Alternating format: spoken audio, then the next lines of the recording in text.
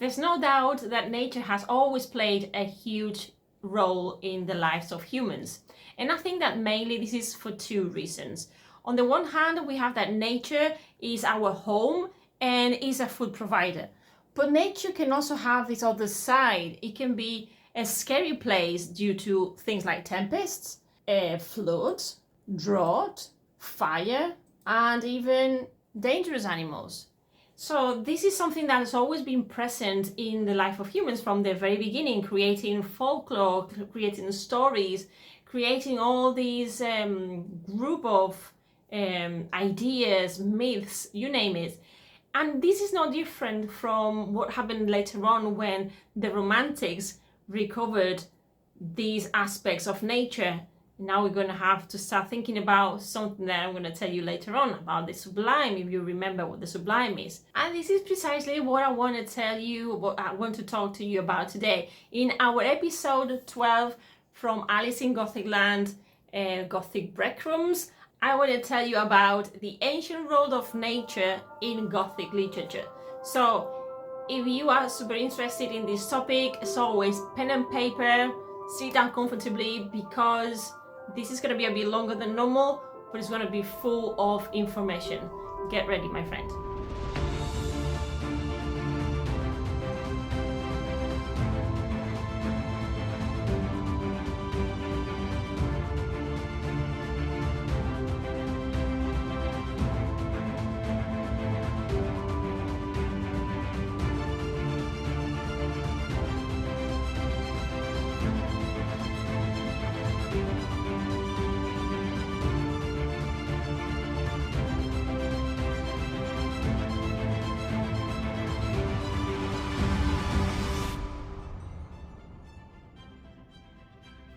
Hello Gothic friend, this is Alice and you are in Gothic Land, a place where you learn about your true self and discover all about your identity. And today in episode 12 I want to talk to you about the ancient role of nature in Gothic literature, as I was telling you in the introduction. But first of all, I want to thank you all for subscribing. I want to thank you all for being here and following me these videos every week.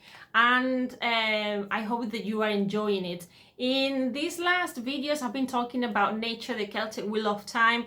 We've been talking about how everything affects us and how, everything around us affects us, and how we see that in literature, and how we've been seeing these elements in Gothic literature from the very beginning and before that as well.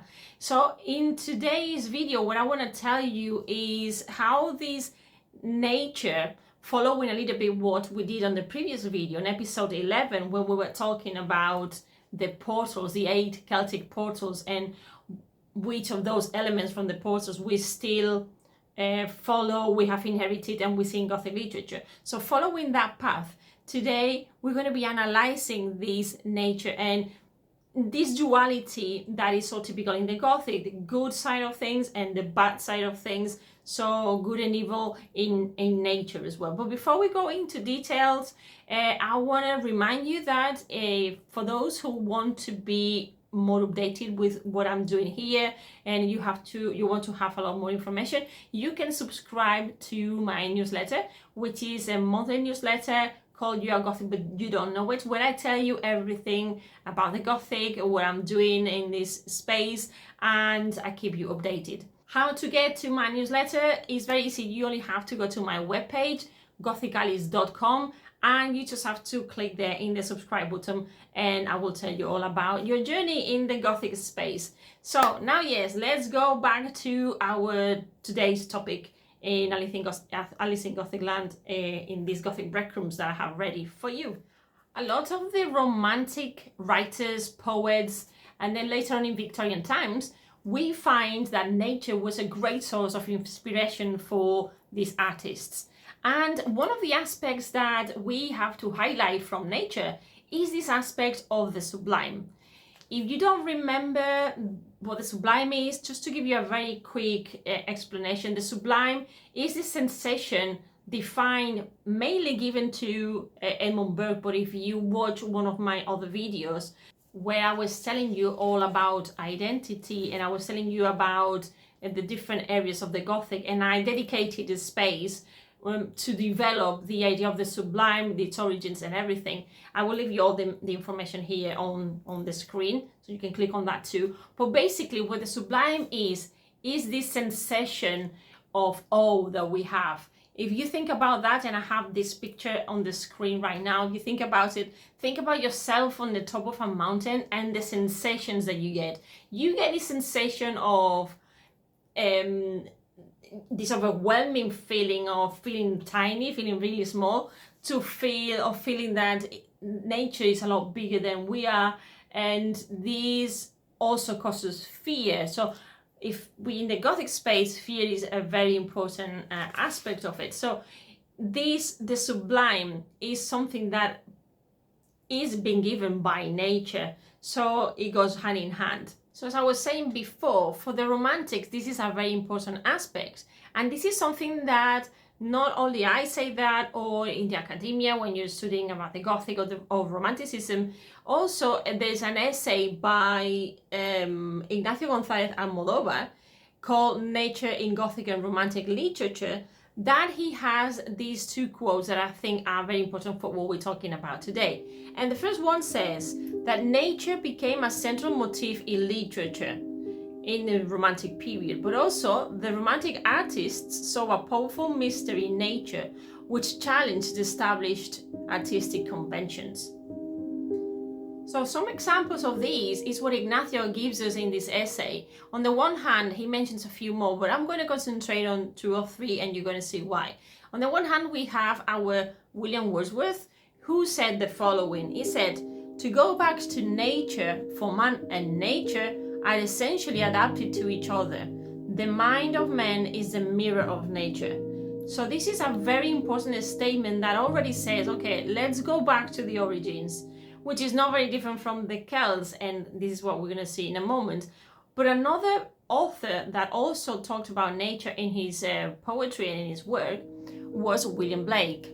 And William Blake said the following, that in The Echoing Green from Songs of Innocence, Blake compares human life with the course of a day and structures the poem so that the dawn represents the beginning of life, super important this, and the sunset represents the end of life.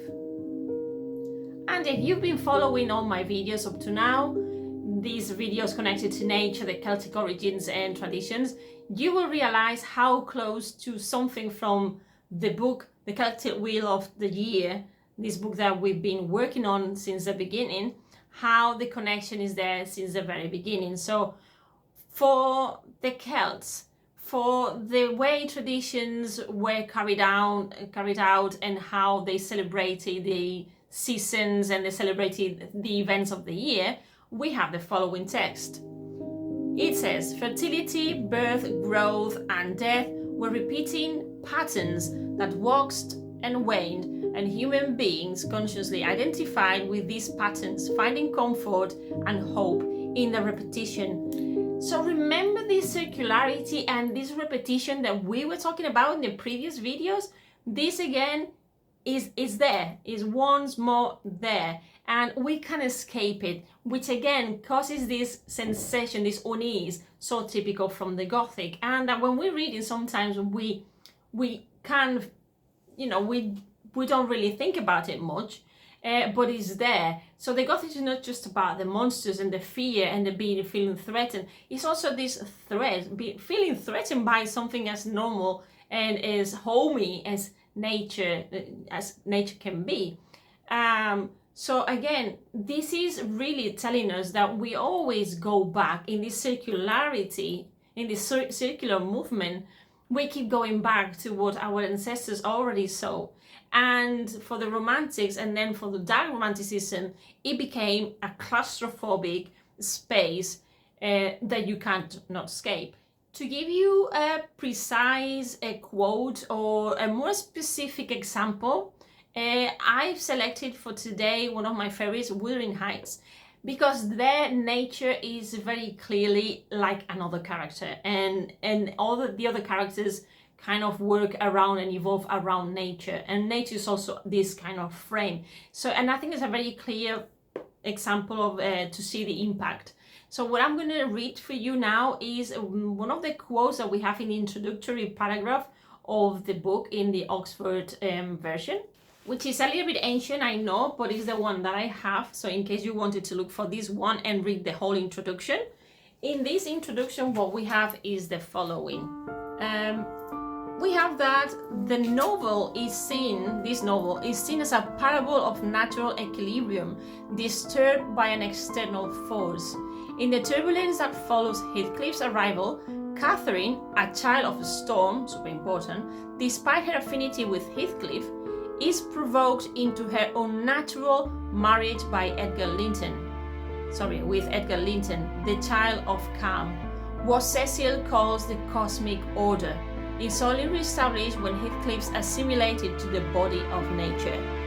I mean, this has all the elements that we're actually looking for. With these, we can already see how not just that Emily Brontë, she drank from the Romantics, but that she also was in this Gothic space, in this dark Romanticism, or really in the Gothic. And she was influenced, but she was also transitioning to the Victorian times.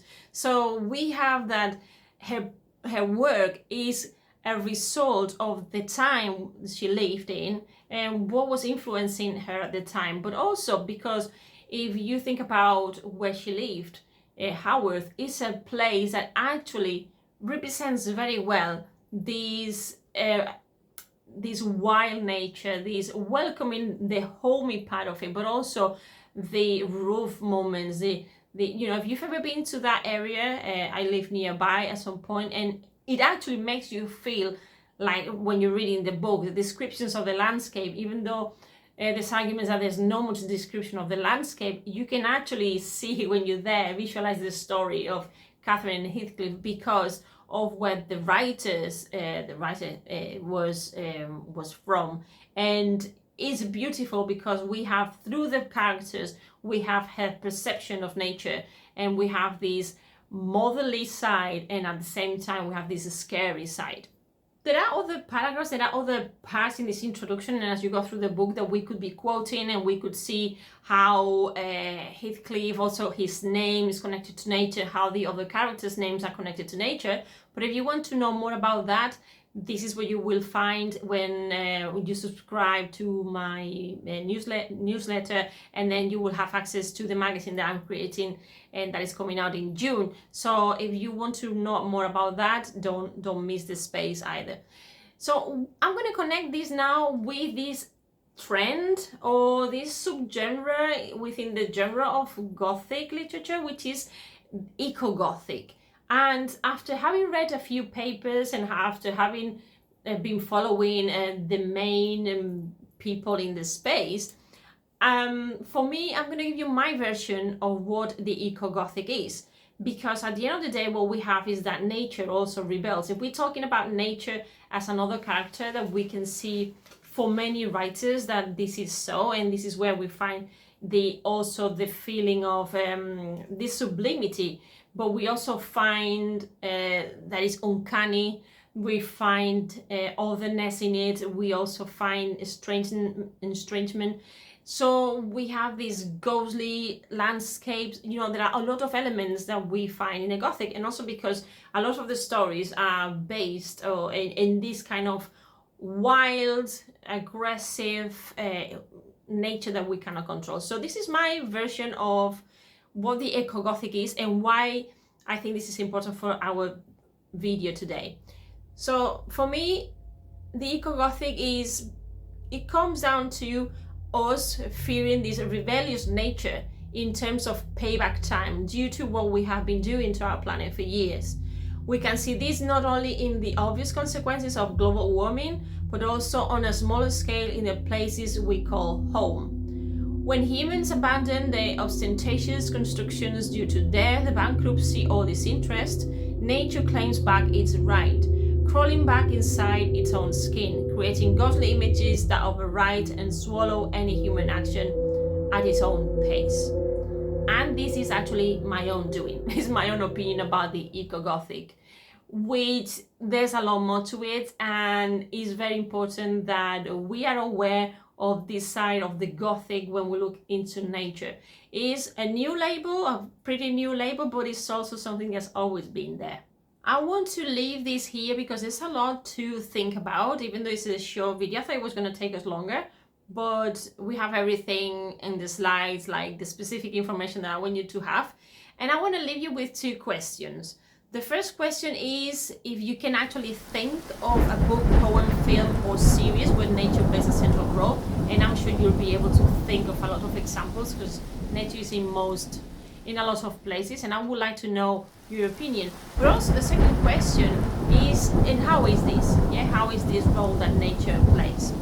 So please leave me your comments below here on the video, or if you prefer, you can write to me and send me an email to alicegothicland@gmail.com and tell me your impressions. Tell me all the books that you've read where you have detected nature, you've detected this behavior, this duality that nature has, that on the one hand it protects us, it looks after us, it nurtures us, but at the same time it can be this wild woman. And you can start thinking even in cartoons. I'm not going to tell you anything today right now because I want you to think and I want you to give me your answers.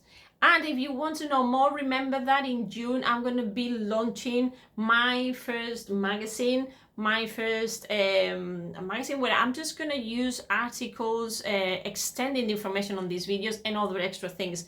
This is going to come out in June, as I said. So if you want to know more about this content, you just have to subscribe to my newsletter that you will find when you visit my webpage, gothicalice.com. And also, if you have liked this video, don't forget to like, to subscribe, to click on the bell, to share with people that you think might be interested and that might find this useful, to comment and to follow. And okay, my friend, I hope that this has been useful, that you now have a new view about nature, that you think about it in a different way. Think about all the elements that I haven't developed here, that like floods, fire, earth, droughts, wind, anything that nature can bring, and you are going to start thinking of novels or things that you've seen on TV and programs, etc., etc. So next week is the last video of the month of May, and that will mean that I'm going to be closing this Celtic wheel for the month of May, and then we're going to start going into June, which is what I'm going to elaborate also in the magazine. We're going to start diving into what happens into June. Fire is going to have a super important role. It did have it in May, but now when we got to June, it's going to continue that way, and we're going to be facing one of the portals. So I'm going to leave it here. I'm going to make you think. Go back to the previous videos if you haven't seen them. I hope you liked it, that you've enjoyed it, and as always, you can donate in coffee, you can subscribe, and you can do all those wonderful things that I keep repeating, and I'm very annoying, I know. But I hope that you have a lovely week. Be very gothic, my friend, and enjoy it. Bye.